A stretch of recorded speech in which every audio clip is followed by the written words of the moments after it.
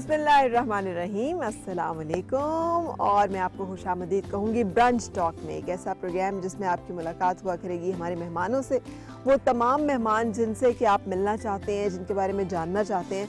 और यकीन कीजिए पाकिस्तान ऐसी बहुत सारी खूबसूरत शख्सियत से भरा हुआ है कि जिनमें से बहुत सारे हैं जिनको हम जानते हैं और जानते भी हैं अगर उनको, तो उनको उतनी डिटेल से नहीं जानते। तो हम कोशिश करेंगे कि जो हम उनको ख़बरों में सुनते हैं या उनके बारे में हम मुख्तलिफ लोगों से बातें सुनते हैं, हम खुद जाकर उन्हें एक्सप्लोर करें और आपको लेकर आएँ उनके घरों में, उनसे मुलाकात में, उनके साथ ब्रंच करें ताकि हमें उनकी शख्सियत के वो पहलू पता चले जो अमूमन हमें पता नहीं चलते। सो आज ये जहाँ पे कि हम इस वक्त मौजूद हैं, ये एक बड़ा खूबसूरत सा माहौल है। यहाँ पर अगर आप मेरे बैकग्राउंड में देख सके ना, तो यहाँ पे एक कमाल किस्म के घोड़े भी मौजूद हैं। और इस घोड़े के बारे में तो मैं आपको बताऊँ कि ये ईद पे बड़ा मशहूर हुआ है। ईद पे बकरे मशहूर होते हैं, ईद पे भेड़ जानवर बैल मशहूर होते हैं, लेकिन ईद पे ये घोड़ा जो है ये बड़ा मशहूर था। क्यों मशहूर हुआ और किसकी वजह से मशहूर हुआ, ये भी मैं आपको बताऊंगी। जिस शख्सियत के से मिलने के लिए आज हम आपको इस खूबसूरत से फार्म हाउस पे लेकर आए हैं, वो एक अवामी शख्सियत है। पाकिस्तान में अगर हम सक्सेस स्टोरी कह सकते हैं तो उनकी शख्सियत एक ऐसी जिसे कहते हैं सक्सेस स्टोरी है। उन्होंने साबित किया है कि एक आम आदमी, एक मिडिल क्लास, एक मतवसत घराने का जो शख्स है, वो किस तरह से कामयाबी हासिल कर सकता है पाकिस्तान में रहते हुए। और यही दास्तान जो है ये आज हम आपके साथ शेयर करेंगे। आइए मैं आपको उनसे मिलवाने के लिए लेके चलती हूँ।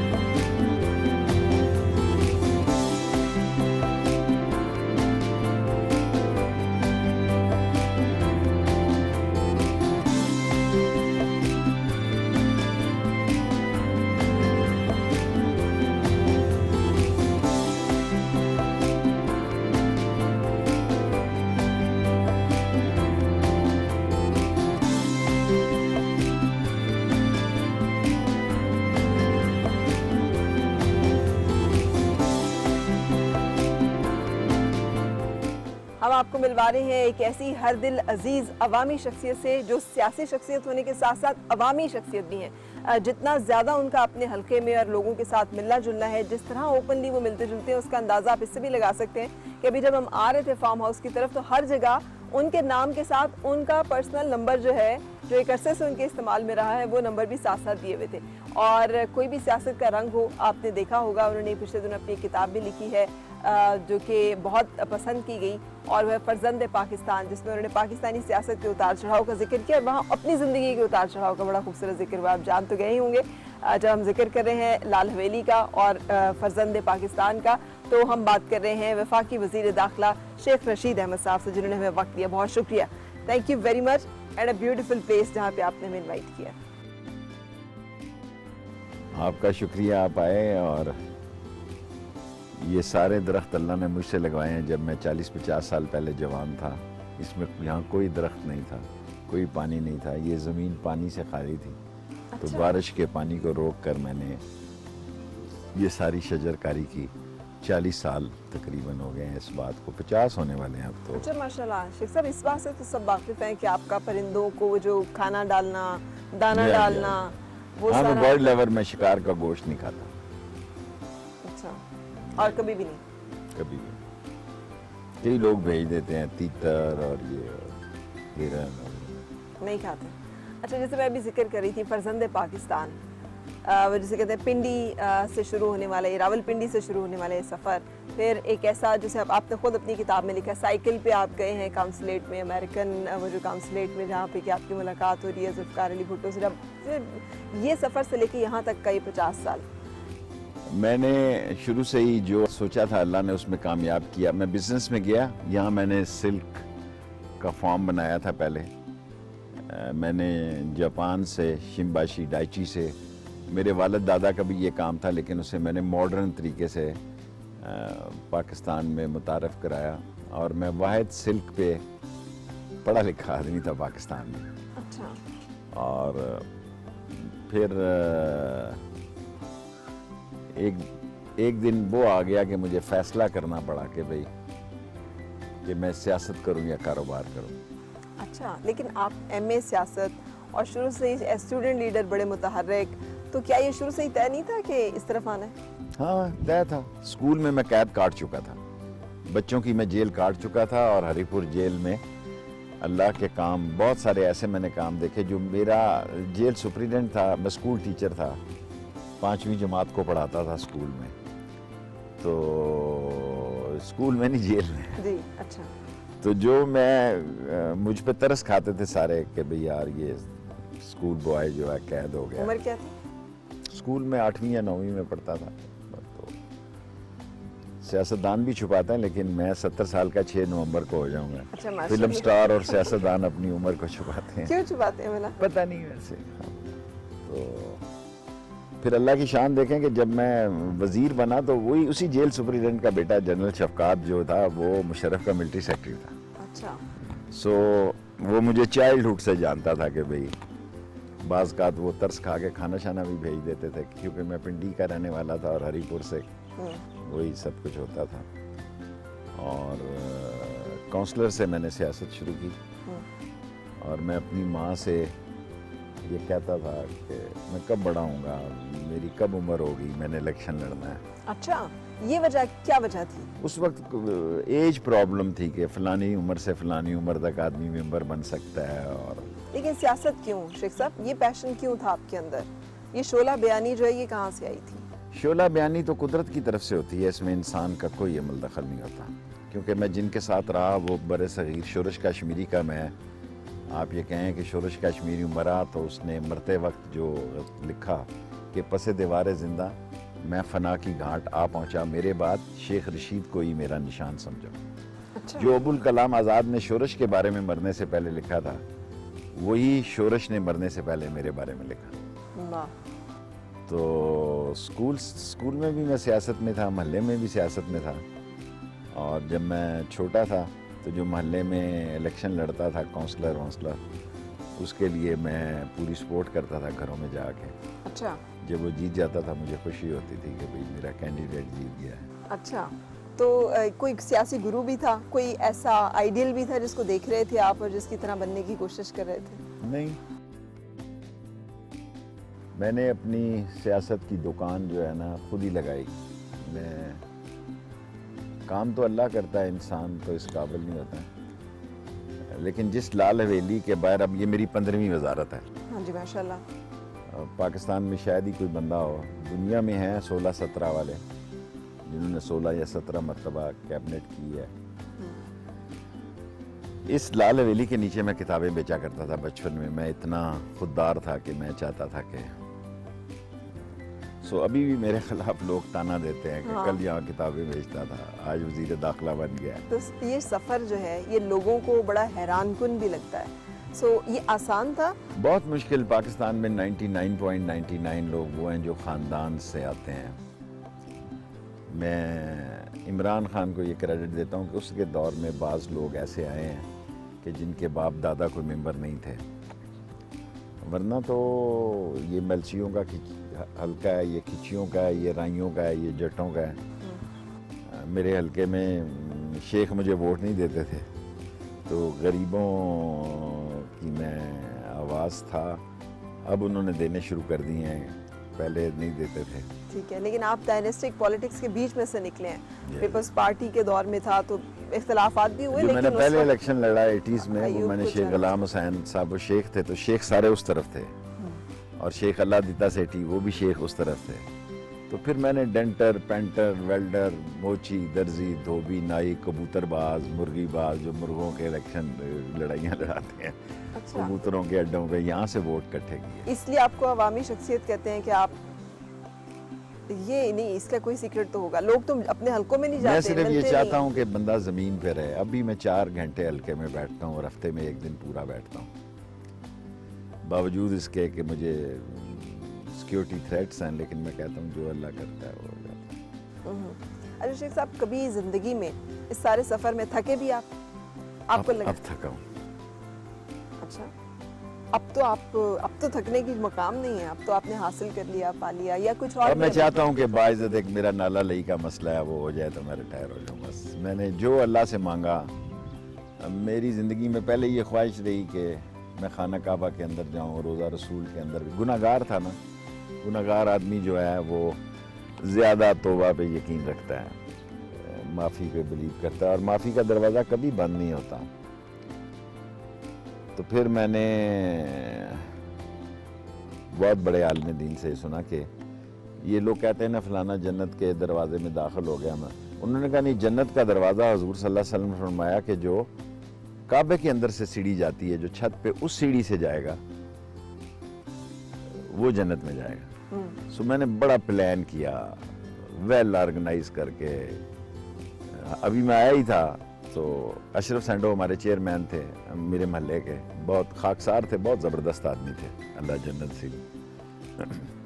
उनके बेटे थे जनरल लेफ्टिनेंट जनरल हामिद, वो प्रिंसिपल सेक्रेटरी थे मुशर्रफ के।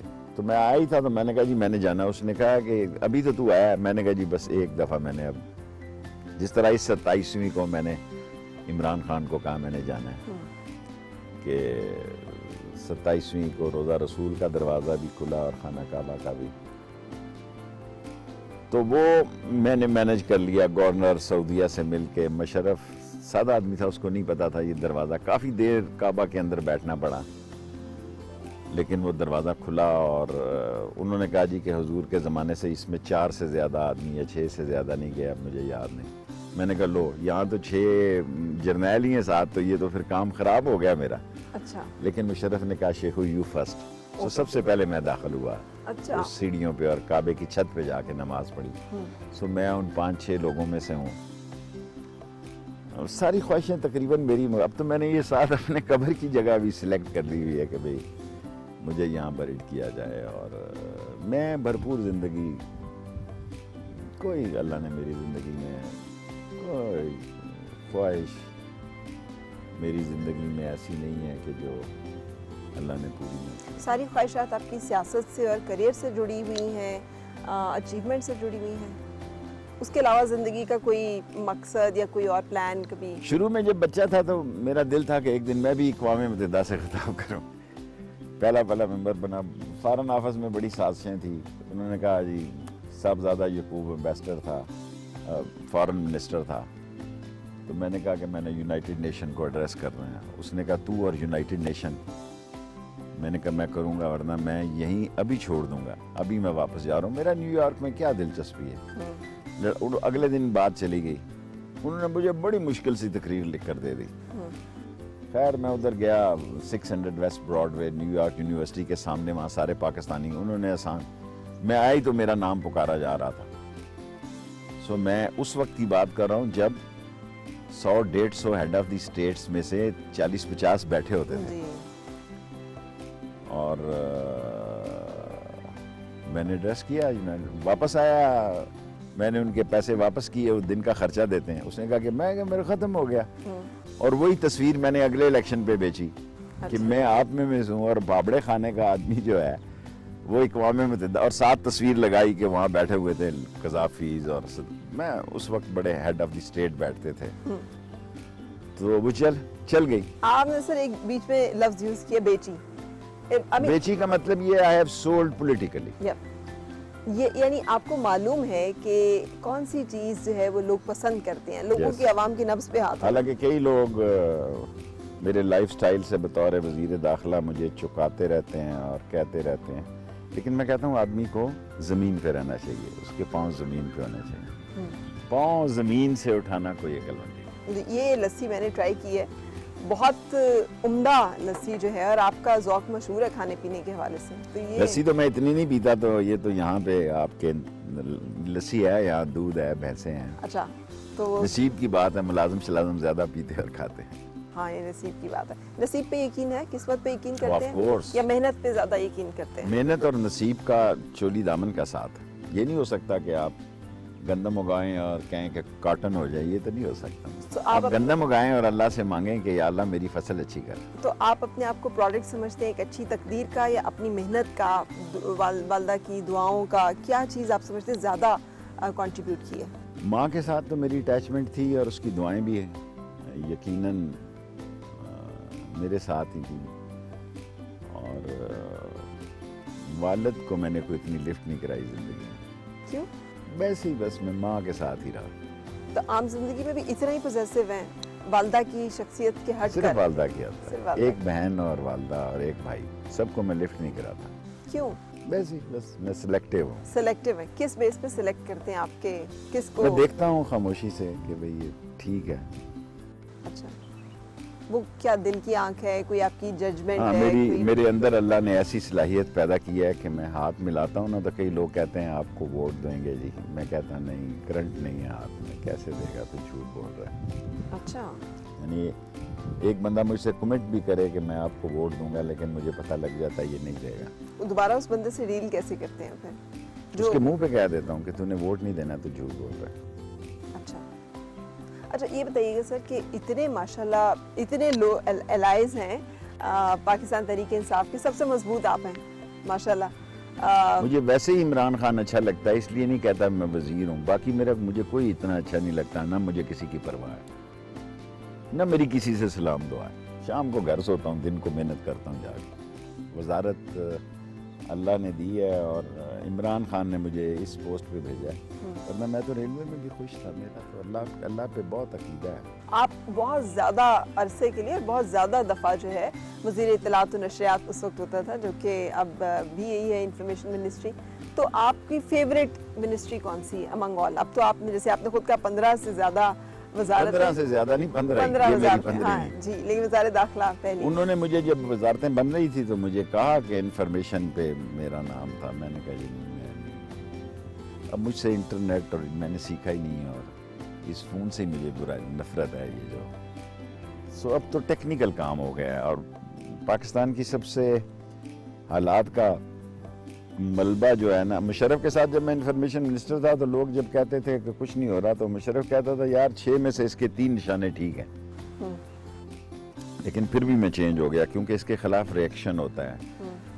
मिनिस्ट्रियां हर कोई इस पे मलबा डाल देती हैं। मैं खुद ही काम ना करूं और कल कहूँ कि जी इंफॉर्मेशन मिनिस्ट्री मुझे प्रोजेक्शन नहीं दे रही, प्रमोट नहीं कर रही, तो ऐसा नहीं होता। अच्छा, लेकिन सर आपकी जो अंदाज़ गुफ्तगू है, जैसे आपने कहा शोरिश काश्मीरी आपके वो एक होंगे इंस्पिरेशन, उन्होंने आपको नॉमिनेट जिन लोगों को मैं पसंद करता था, अवाम ने उसको मुस्तरद किया। वो कौन से लोग? मैंने शोरिश को, मैं इस तरह नहीं कहता कि ये एक लोग और खाकसार लीडर थे गुजरात में, और लाला मूसा से ऐसे लोग थे, वो गुर्बत की वजह से तरक्की नहीं कर सके। अब मेरे पास बड़ी दौलत है, लेकिन जब मुझे दौलत की ज़रूरत थी उस वक्त नहीं थी, इसलिए मैं नफरत करता हूँ दौलत से, क्योंकि जब मेरी उम्र थी उस वक्त तो मुझे मिली नहीं। कभी आपके अंदर एहसास कमतरी पैदा हुआ इस वजह से? क्योंकि जैसे मैंने जो जिक्र किया, आपने अपनी किताब में जो लिखा है कि साइकिल, अभी मैंने किताब लिखी है लाल हवेली से इकवाम मुत्तहिदा, जी मैं उसी का जिक्र कर रही हूँ। तो फरजंदे पाकिस्तान उससे पहले लिखी थी, और लोग कहते थे ये नहीं बिकेगी। अभी वो मैंने दुनिया को दिया 1.5 करोड़ रुपए में। अब मैं कल से सोच रहा हूँ कि यार मुहर्रम की छुट्टियाँ हैं, दूसरी हैं, मैं फारग नहीं बैठ सकता। एक सिगार पीना सुबह से लेके शाम तक, और खाना जी भर के खाना, और सारे लोग मुझे ताना देते हैं ओवरवेट हो गए हो, फलां हो गए हो। खान साहब भी कहते हैं, मैं एक्सरसाइज भी नहीं करता, टाइम ही नहीं होता, कभी की नहीं। पहले करता था जब जवान था, तो सुबह का नाश्ता मैं बड़ा हैवी करता हूँ। अच्छा, क्या नाश्ते में पसंद करते हैं? हर चीज़ खाता हूँ, पाए भी खाता हूँ, 2 अंडे भी खाता हूँ, और एक ही वक्त में? एक ही वक्त में, सुबह दोपहर में नहीं मैं इतना कुछ खाता, ठीक है, सुबह और शाम को खाता हूँ। ठीक है, पाए 2 अंडे, एंड देन उसके बाद पूरा दिन आप उसी तरह से चलते फिरते रहते हैं? सालन भी शाम का जो बचे वो मैं पराठे के साथ खा लेता हूँ। अच्छा अच्छा, आपके अंदर ये, जैसे आपने कहा कि हमारे से नफरत है, कितना पसंद करते हैं प्रोटोकॉल, तय्यश, आसाइश? मैं तो बार बार इनको कहता रहता हूँ ना करे, लेकिन मुझे कुदरत का हुस्न बड़ा पसंद है। सीनरीज पसंद है, पहाड़ पसंद है, दरख्त पसंद है, अच्छा खाना और सिगार, अच्छा घटिया नहीं, ठीक है। बहुत पसंद है सिगार के बगैर। मैं जब कोविड में गया तो मेरी हालत काफ़ी ख़राब हो गई, मैं ऑक्सीजन पे था, तो मुझे ऐसा फील होने लगा, उन्होंने भी इशारा दे दिया कि आप फारिग हैं आप। सारे बेचारे मिलिट्री हॉस्पिटल के सारे जर्नैल और निगार और अरशद और बहुत बेचारे। मैंने कहा ओके, अगर ये वक्त आ गया है तो ये खिड़की खोलना, I want to smoke a cigar and then die. तो सारे हक्का बक्का हो गए कि क्या शौक पैदा किए। मैंने कहा ज़ाहिर है यहाँ कोई और तो कुछ नहीं हो सकता, अगर मेरा वक्त आ ही गया है तो जो पिछले 50 साल से जिसके साथ मैं जिंदा हूँ तो मुझे एक सिगार स्मोक करने की इजाज़त दी जाए। ठीक है। अच्छा ये भी बताइएगा कोई ऐसा वाकया जो आपने आज तक किसी से शेयर ना किया हो, लेकिन कोई बचपन का जो आपकी शख्सियत को रिफ्लेक्ट करता हो, जिसने बता दिया हो कि ये बच्चा मुस्तकबिल का शेख रशीद है जो कि पाकिस्तान में 15 दफ़ा जो है मुख्तलिफ वजारतों पे के मनसब पे फाइज रहेगा। टीचर्स ने एक ने दूसरी तीसरी जमात में मुझे ये कहा कि शेख रशीद तो बड़ा आदमी बनेगा। हज़ारे का एक टीचर था, तो एक और आदमी था। मैं तंग भी करते थे, जो कुछ बच्चे शरारती होते हैं, लड़कियों को छेड़ दिया, तंग कर दिया, बेल बजा दी किसी की, लोगों को परेशान किया, कोई और शरारती? बदनाम मैं बिलावजह हुआ अपनी जवानी में। मैं हालांकि बचपन में भी मेरी माँ मुझ पे तवीज़, वो समझती थी कि इस पे साया है। अच्छा, क्यों? शरारतें, लड़ाई झगड़ा, मोहल्ले में बाल्टी पीछे से आगे लगा दी, लंबी लंबी लाइनें उस वक्त मोहल्ले में लगती थी पानी लेने वालों के। नीचे एक नलका होता था, घर के नीचे ही था हमारे, तो मैं पीछे से जाके बाल्टी आगे लगा देता, उस पर भी झगड़ा होना शुरू हो जाता। हमारे वक्तों में जब हम छोटे थे या जब, तो लोग मोहल्ले में भी शाम को चारपाइयाँ डाल के सोते थे। एसी वैसी इतने है नहीं थे बाबड़ा बाजार में लाल हवेली के साथ। तो रात को महफिलें जमती थी, किसी के साथ कोई मस्ती की, किसी का थड़ा उठा के जला दिया, ज्यादा सर्दी पड़ी तो किसी दुकानदार का थड़ा ही जला दिया। तो वो सुबह सारे समझते थे ये शेख रशीद ने किया है। तो फिर मेरी शिकायतें आती थी कि जी हमारा थड़ा मार भी पड़ती थी, मार भी खाई हुई है कभी आपने? या एक आधी मरतबा मेरा ख्याल है खाई तो जरूर है, इसमें तो कोई शक नहीं। अच्छा, बगावत और बड़ी ज्यादा खाई है। अच्छा, वालदा से या वालिद? वालदा भी कहती थी ना मारो, मैं समझती थी कि भाइयों से मरवा देती थी, बड़े भाई से। ठीक है, बगावत भी थी आपके अंदर कभी कि एक बागी जो होता है जो नई चीजों को एक्सेप्ट करता? बड़ा मुश्किल सवाल किया। इन दी एंड मैं क्या कहते हैं कि अगर रास्ता बदल कर भी मंजिल की तरफ जाना पड़े तो मैं इस पे बिलीव करता हूँ। अगर रास्ते में पहाड़ और चट्टानें और दरिया आ जाएं और आपको एक लंबे रास्ते से जाना पड़े तो मैं उसमें कोई बुराई नहीं समझता। अच्छा, ऐसा वो स्किल सेट क्या है सर आपका कि जिसके साथ आप हर उसके साथ अच्छी तरह से चलते रहे? क्या ऐसी आपके अंदर वो सिफत है कि आप जो है मुख्तलिफ सियासी नज़रियात के बावजूद अपनी इंडिविजुअलिटी भी बरकरार रखी आपने और उसके बावजूद मुख्तलिफ पॉलिटिकल सेटअप्स का हिस्सा भी रहे? देखिए, मुशर्रफ से तो मेरे तलक नहीं थे, उसने खुद मुझको सिलेक्ट किया। वो मुझे टीवी शीवी पे देख रहा था, तो उसने मुझे पहला पैगाम ही ये भेजा कि भाई मैं आपको इंफॉर्मेशन मिनिस्टर ले रहा हूँ। तो मेरी पहली मुलाकात मुशर्रफ से हल्फ उठाने के बाद हुई। अच्छा। वैसे हम जनरल हुमायूं अख्तर के वालिद का क्या नाम था? General Akhtar Abdurrahman. वो लाल हवेली आते रहते थे जी। आपने अपनी किताब में तज़किरा भी किया है। आईएसआई होने के बावजूद वो कहते थे नहीं, आपसे सियासत, ग्राउंड रियलिटी और नब्ज का पता चलता है जी। और दूसरी या तीसरी दफ़ा नवाज शरीफ साहब ने जब मुझे नहीं लिया तो मैंने उनसे टाइम मांगा, मिला तो उसने कहा क्या मसला है? मैंने कहा भी मैं फारिग नहीं रह सकता, या मैं वजीर बन सकता हूं तो या मैं अपोजिशन में बैठ सकता हूं। मैं आम क्राउड का मेंबर पार्लियामेंट नहीं बनना चाहता कि मैराथन रेस में ये भी भागने वाले शामिल थे। उसने मुझे कहा अचकन पड़ी हुई है, मैंने कहा पड़ी है, कहते फिर सुबह पहनो। फिर उसने मुझे लेबर मिनिस्टर बना दिया, लेबर एंड इंडस्ट्री। सुबह गुजारा किया है जी। ये गुजारा किया है। यू आर नॉट हैप्पी अक्सर अपनी सारी उस पर आप जब बैठते हैं अकेले तो क्या अपने बारे में fully happy, fully happy? Fully happy, fully happy with my life.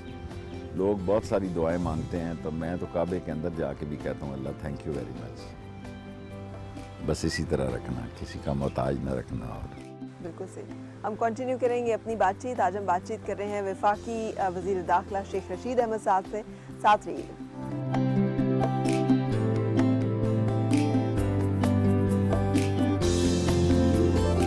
अच्छा सर, ये बहुत खूबसूरत फ्रीडम हाउस है ये, इसका नाम पहले तो बड़ा आपने यूनिक सिलेक्ट किया है। हाँ, इसकी बड़ी तारीख है। और वो तारीख वो नहीं मैं शेयर कर सकता। अच्छा ठीक है, लेकिन इसको आप हमें दिखाना चाहेंगे क्योंकि इट्स अ ब्यूटीफुल प्लेस। और आप जैसे देखिए, मैंने तो सिल्क फार्म हाउस पहले बनाया था ये, फिर मैं नॉर्थ कोरिया गया तो वहाँ मैंने देखा कि अगर वो कारोबार चल जाता है शेख साहब तो फिर क्या मेरा होगा? बहुत चला हुआ था और मैं कारोबार भी मुनफरद करना चाहता था। ये कई फार्मर मिलते हैं, कॉटन क्रॉप्स और आम काम है, गंदम लगा ली, मकई लगा ली। सो मैंने सिल्क को डेवलप किया पाकिस्तान में and I was the biggest exporter इन पाकिस्तान। फिर जब मैं नॉर्थ कोरिया से सिल्क लेने जाता था, वहाँ मैंने देखा कि वहाँ सांपों का काम, स्नेक फार्मिंग बड़ी ज़बरदस्त थी कि सांप की खाल भी बिकती थी, गोश्त भी बिकता था, जहर भी बिकता था। फिर मैंने कहा यहाँ स्नेक फार्मिंग की जाए यहाँ पे। अच्छा, तो फिर मैंने नॉर्थ कोरिया के साथ मिलकर यहाँ पे गारें शारें बनाई सांपों के लिए। फिर एक गार को मैंने जब सिलेक्ट कर लिया तो उसमें एक ऐसा सांप है वो जाता ही नहीं है, बड़ी कोशिश की है। उसमें सांप रहता है अभी भी? बहुत पुराना रहता है लेकिन कहता किसी को कुछ नहीं। अच्छा, तो आपको उससे डर नहीं लगता? मुझे नहीं लगता। डर लगता है वैसे जिंदगी में शेख साहब? नहीं, बिल्कुल नहीं। हार जाने से, नाकामी से, किसी चीज के खो जाने से? इंसान मौत के मुंह से भी कामयाबी छीन लेता है।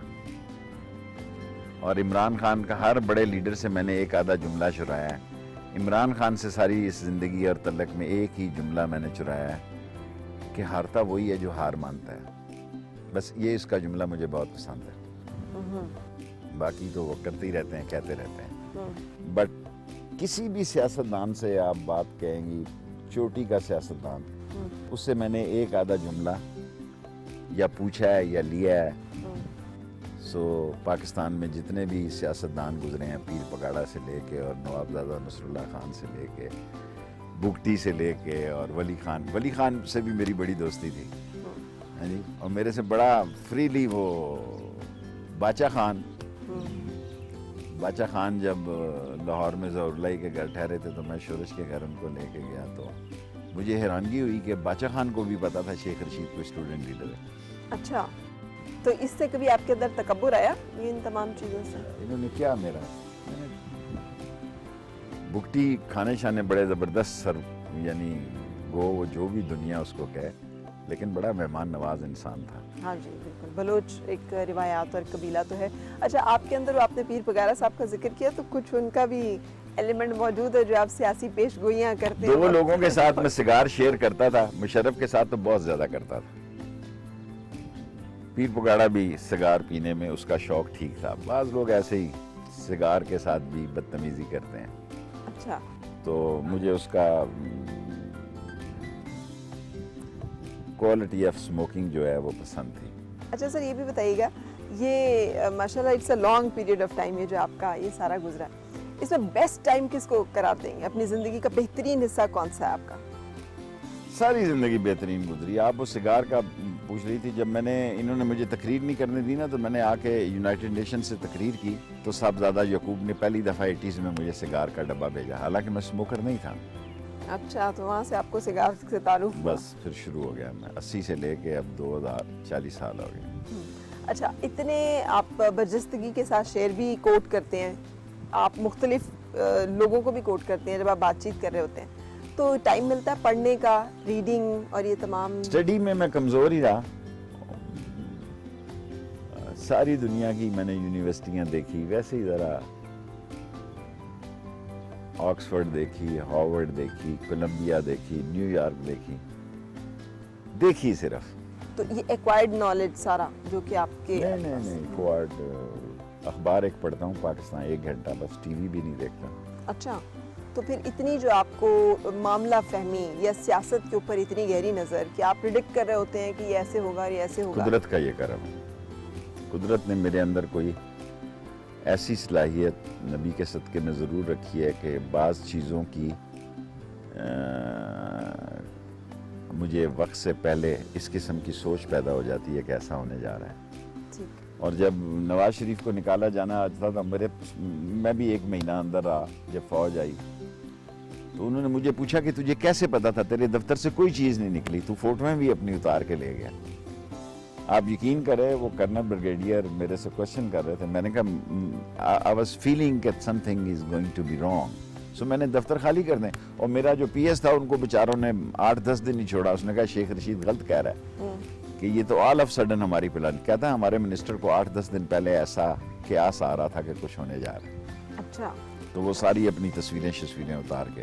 अब ये जो क्यास, थोड़ा सा प्रेडिक्ट हमें इलेक्शंस के बारे में कर दें। आप क्या मुस्तकबिल देख रहे हैं पाकिस्तान तहरीक इंसाफ का आइंदा इलेक्शंस में? देखें, अब तो मैं जो कहूँगा आप यही समझेंगे कि मैं वजीर हूँ, और इस वक्त तो इमरान खान के अलावा कोई चॉइस नहीं है। और कल का मैं कह नहीं सकता। ये 4-5 महीने पाकिस्तान में बड़े अहम हैं, इस कॉन्टिनेंट में, इस रीजन में। बिल्कुल। और इमरान खान काफ़ी मेहनत करता है, लेकिन अभी महंगाई हमारे लिए, जब मैं महल्ले में जाता हूँ तो मेरी माँ की जो सहेलियाँ थी अभी तक जिंदा हैं, कई है हमारे महल्ले में। आपको पता, उम्रें बड़ी हैं पुराने घरों में, तो जो उस वक्त की खातून है वो ताने देती हैं मुझे, हाँ जी, वजीर बनी फिरना है आटे का पा देखे ही, हाँ जी। तो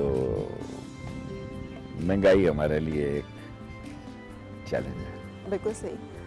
थोड़ा सा मैं पर्सनल उस पर भी जानना चाहूँगी शेख साहब, आप हमें ज़रा अगर यहाँ पे दिखाएं भी वो गार जिसका ख़ास तौर पे आपने जिक्र किया, जिसमें एक सांप भी रहता है, कि वो गार और सांप जो है। और दूसरा, आपने सारी ज़िंदगी तन्हा काटी है, इसमें ये कोई कमी ज़िंदगी में इस मामले में महसूस होती हो?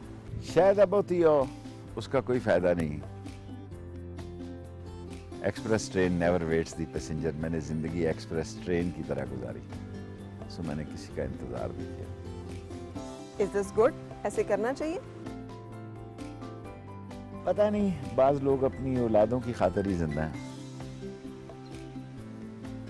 मैं बहुत सारे लोगों को जानता हूँ जो अपनी अज़वाजी ज़िंदगी सिर्फ अपने बच्चों की वजह से गुजार रहे हैं। You are not one of them, जो समझते हैं कि इस तरह से भी जी लेना चाहिए। नहीं, no way। और सर, इस हवाले से भी कोई कमी नहीं महसूस होती कि ये ऐसे, या पछतावा, या कोई बंदा सोचता ही सेकंड थॉट कि ऐसे ना होता, ऐसे होता? देखिए ना यार, लोगों को फिक्र होती है कि भाई वारिस कौन होगा जी। ज़रूरी नहीं मौलवी का बेटा मौलवी हो, बदमाश भी हो सकता है। और डाकू का बेटा जो है वो एक परहेजगार भी हो सकता है। ये डिपेंड करता है। और क्योंकि मेरे मोहल्ले में हमारे यहाँ अभी भी महफिल लगती है, गप्पे मारते हैं इधर उधर फला। They are so many people जो कहते हैं कि यार हमें रश्क आता है तेरी ज़िंदगी पे, कम से कम तू, हम जिस मुसीबत से गुजर रहे हैं उससे तू नहीं गुजरा। अच्छा, आपको ऐसा लगता है? नहीं, मैं लोगों की बात कर रहा हूँ। ओके। अच्छा सर, यहाँ पे मछलियाँ भी हैं इस झील में, जो कि इसमें आपने बड़ी खूबसूरत कश्ती रानी भी की थी, तो ये शौक भी करते हैं आप? नहीं, ऐसी फोटोग्राफी की थी। फोटोग्राफी। अच्छा, अब वो गार अगर आप हमें दिखा सकें, वो बड़ा इंट्रीगिंग मुझे लगा है कि इतना कोई कमाल गार और उसमें सांप रखे आपने। और वो मैंने रखे नहीं, रखना चाहता था, मैंने गारें बनाई हुई हैं सारी। अच्छा। रहे वहाँ बाद में कुछ और लोग, लेकिन फिर एक गार को मैंने अपने लिए सिलेक्ट कर लिया। तो आइए वो गार देखते हैं। आइए सर।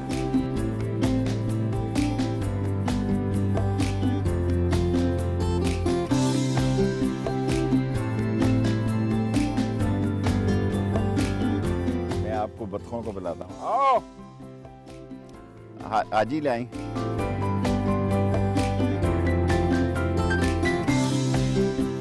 आर्टिफिशियल झील आपने बनाई? पानी नहीं था तो यहाँ गड़ा खोदा बिल्डोजरों से, और ये 40 फुट तक गहरी है। अच्छा, वैसे लैंडस्केपिंग बहुत खूबसूरत हुई हुई ये है। सारी मैंने खुद की है, मुझे इंटीरियर का बहुत शौक है। ये कमाल आर्टिस्ट है आपके अंदर, इसका हाँ जी, मतलब है। एक दफ़ा मैं एक आदमी को लेके आया, पाकिस्तान का बहुत बड़ा इंटीरियर डेकोरेटर था, तो उसने कहा आप हमारी कंपनी में काम करेंगे। सो उसने मुझे बजाय इसके कि मुझे कोई मशवरे देता, आप उसने समझ मुझे लो। नौकरी की ऑफर कर दी। ये वाकई बहुत खूबसूरत लैंडस्केपिंग हुई हुई है। ऐसे लगता है जैसे आप किसी बहुत खूबसूरत स्पॉट पे मौजूद हैं, जो कि है आपने मैं रहता create नहीं किया। हूँ, लेकिन मुझे घरों के इंटीरियर का बड़ा शौक है, पहाड़ों पे भी बड़ा शौक है।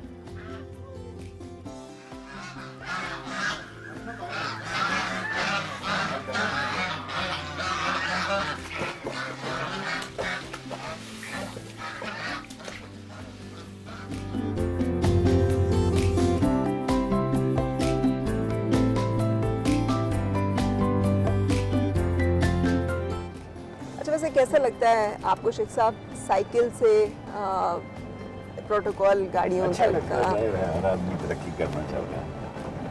लेकिन ये सफ़र आपका जो है, ये ज़िंदगी का एक खूबसूरत सफ़र है। जिंदगी तो इंसान ने गुजारनी होती है, देखें हर आदमी के ज़िंदगी गुजारने का अपना एक स्टाइल है। सो मैंने भरपूर ज़िंदगी गुजारी। 22 करोड़ में से किसी शख्स ने मेरे जैसी ज़िंदगी नहीं गुजारी। बिल्कुल। तो कामयाबी का सीक्रेट क्या चीज़ करार देंगे? मैं तो ऑफ कोर्स अल्लाह और फिर मेहनत। आपकी फेवरेट खुराक कौन सी है? Favourite food? मैं सिलेक्टिव हूँ, हर हफ्ते एक डिश जो है, अब हर रोज़ पाई नहीं खाता, ऐसी बदनाम खाता हूँ हफ्ते में 2 दिन। फिर मुझे गुश्ताबा बहुत पसंद है, जी। सिशी बहुत पसंद है, रिश्ते पसंद है, तबक मांस पसंद है। और ये सब कुछ आप अपने घर में बनवाते हैं या हाँ, कुछ? ये जहाँ बनता है वहाँ से भी मंगवा लेता हूँ, कुकों से। घर भी बनवा सकता हूँ।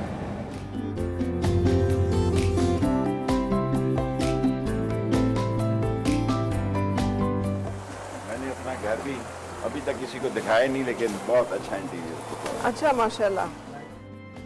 ये पहाड़ है जी, इसके अंदर अगर सांप निकल आए बड़ा सा तो उससे डरना नहीं है, वो खुद ही चला जाएगा।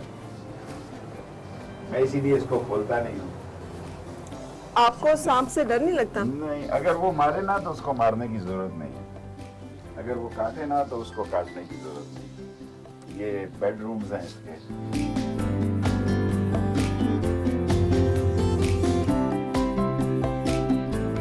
यहाँ पे तो किसी एसी की, एयर कंडीशनिंग की जरूरत नहीं है। जरूरत नहीं। ये खुद ही इतना खामोश और इतना पुरसुकून और इतना मौतर मट्टी की वजह से, उसकी जो फ्रेगनेंस है एंटीक सारी जो है जी।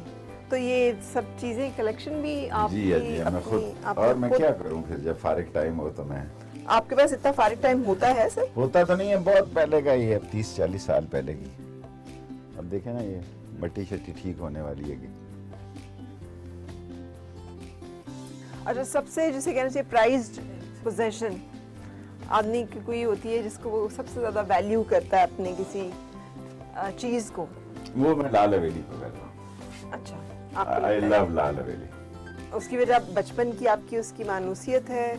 उससे मेरा एक रिश्ता है।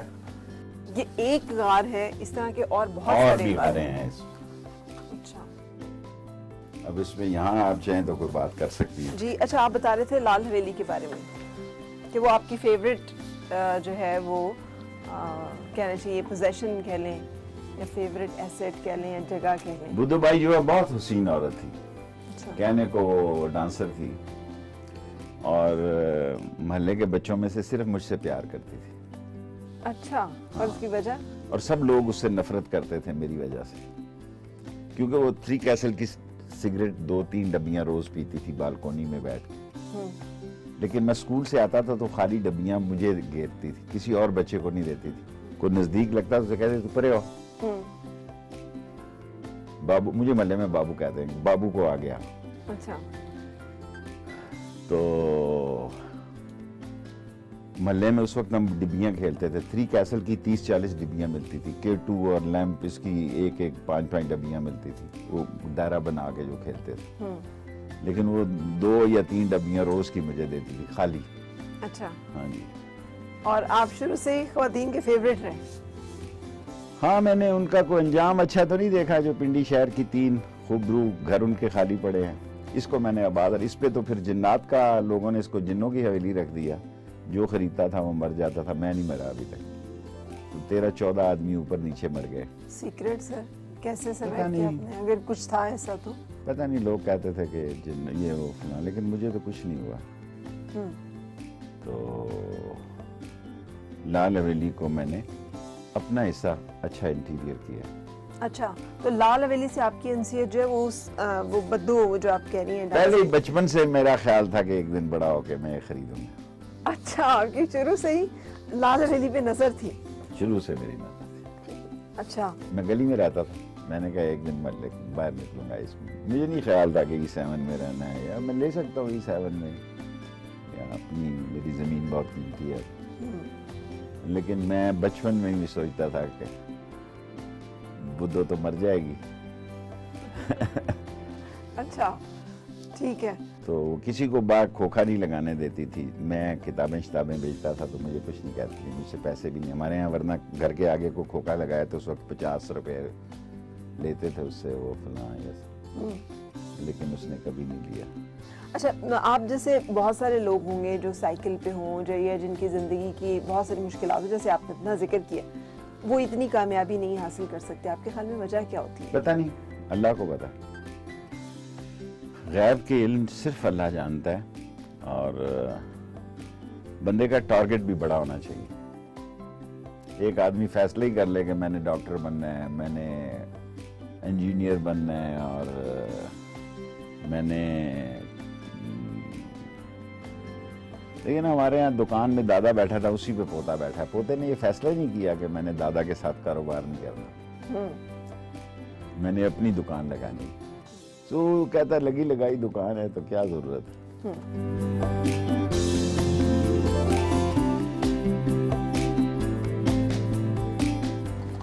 मेरा वालिद जो है इसमें आग सेका करता था।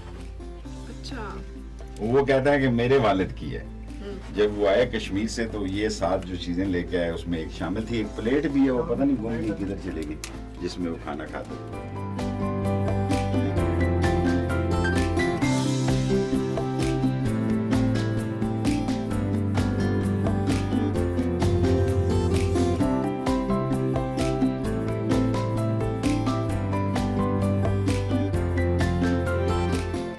थैंक यू सर, आपने वक्त दिया और आपने अपनी इतनी खूबसूरत जो चीज़ें हैं वो हमें दिखाई हैं, और आई एम श्योर देखने वालों को बहुत अच्छा लगा होगा। Thank you for your time.